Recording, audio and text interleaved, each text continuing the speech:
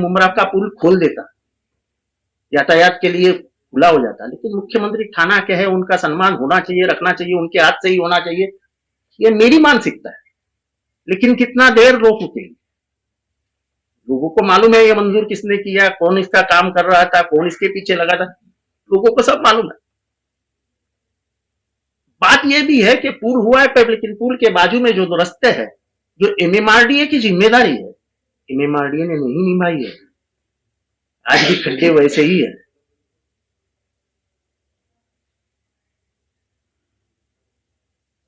MMRDA भी उसके ऊपर ध्यान दे। कलवा हो या मुमरा हो, लोगों को जो तकलीफ होती है वो बिना वजह तकलीफ हो रही है।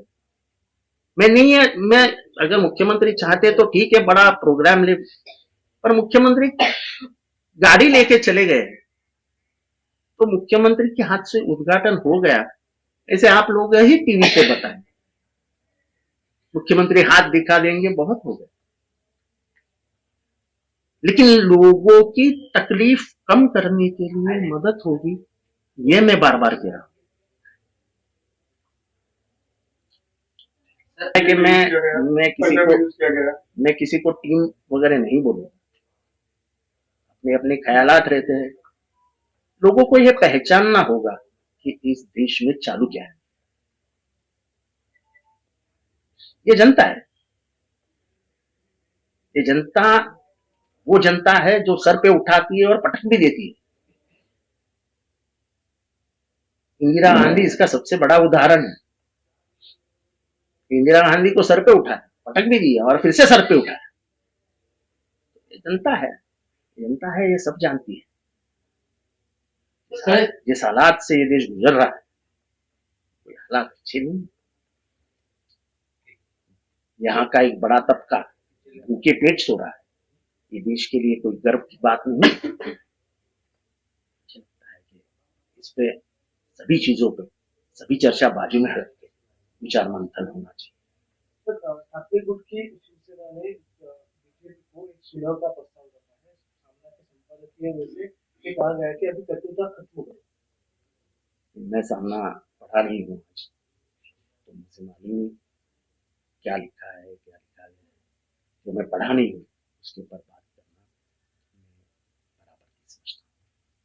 बराबर नहीं समझता। मेरे को किसके पास क्या जा रहा है उससे कोई लेना देना नहीं। मेरे घर से निकल के लेके जा रहे हैं, मैं घर के दरवाजे पे खड़ा हूं।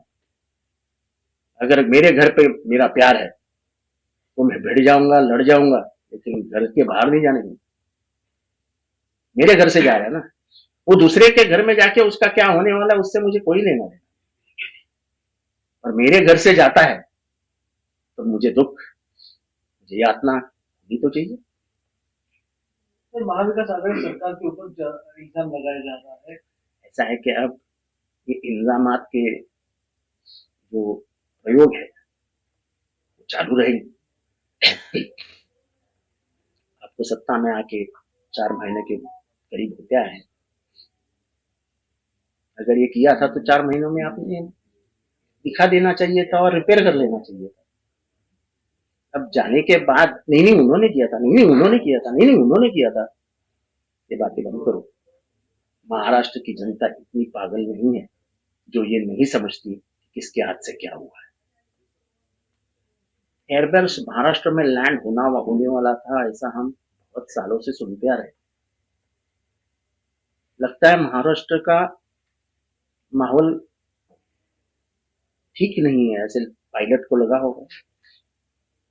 तो पायलट ने लैंडिंग से पहले ही उड़ा करके वो गुजरात में लैंड करवा दिया। महाराष्ट्र का बड़ा नुकसान है।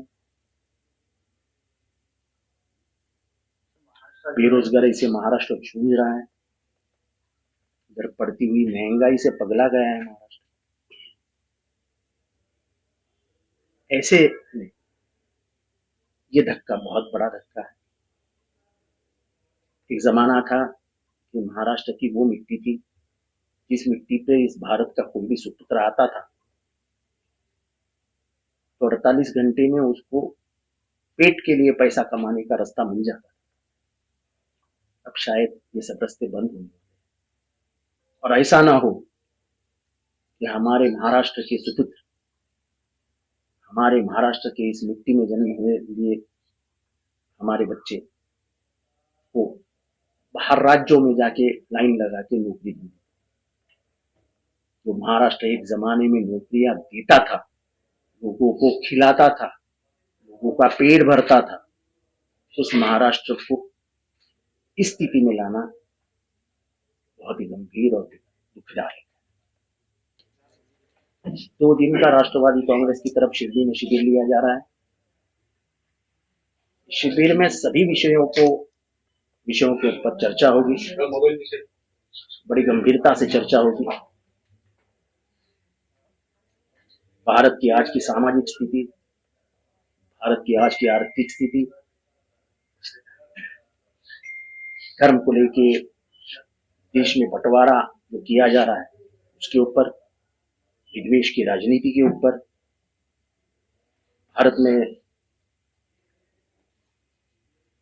भारत का रुपया जिस तरीके से गिर रहा है, इससे भारत की इज्जत और इबरत गिर रही है, उसके ऊपर चर्चा होगी। सभी देश को चौंकाने वाले जो सवाल है, हैरान करने वाले जो सवाल है, महंगाई है, बेरोजगारी है, सभी मुद्दों पे चर्चा होगी। अनेक मान्यवर, इस विषय के मान्यवर इस शिविर में लोगों के सामने बात करेंगे। मुक्त शिविर होगा,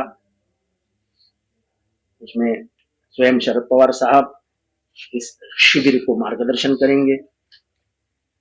जयंत पाटिल जी, अजित पवार जी, सुप्रिया सुले जी, सभी बड़े वरिष्ठ नेता, अखिल पटेल जी इस शिविर में शामिल होंगे, मार्गदर्शन करेंगे।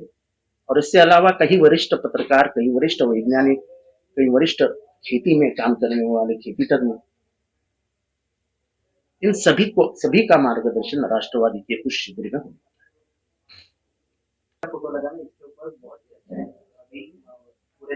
मुझे लगता है कि आपके वरिष्ठ नेता, आपके नेता केजरीवाल जी का चेहरा सामने खुल के आया, खुल के सामने आया। जो विषय बन ही नहीं सकता, उस विषय को उन्होंने सभी विषयों के आगे लेके आए। मुझे लगता है तस्वीर किसकी होनी चाहिए, इससे ज्यादा चर्चा ये होनी चाहिए कि रुपये का स्तर कैसा गिरा है। अंतरराष्ट्रीय मार्केट में भारत की इज्जत और इबरत रुपये के वजह से गिर रही है, उसके ऊपर चर्चा होनी चाहिए। और जो विषय चर्चे के लायक ही नहीं, उस पर चर्चा करना ही मुनासिब नहीं समझता हूं। उसके ऊपर चर्चा क्यों केजरीवाल जी ने छिड़ी मुझे पता नहीं है, लेकिन उनको अचानक देवी देवताओं की याद क्यों आई, ये मेरे समझ में नहीं आ रहा है। चलो, उनकी भी राजनीति कुछ रहेगी, उसके पीछे भी होशियार आदमी है, पर मेरी मानो तो चर्चा के रुपया का इस्तेमाल गरीब आदमी कैसा कर रहा है, एक गरीब आदमी कितना रुपया कमाता है दिन में, आज अंतरराष्ट्रीय स्तर पे रुपये की इज्जत क्या है, चर्चा उस पर होनी चाहिए थी। जो इश्यू ही नहीं है, जो नॉन इश्यू है, उसको इश्यू क्यों बनाया जा रहा है, इसका पता नहीं चलता है। हमारे चैनल को सब्सक्राइब करें, बेल आइकन जरूर प्रेस करें हमारी न्यू वीडियो सबसे पहले देखने के लिए।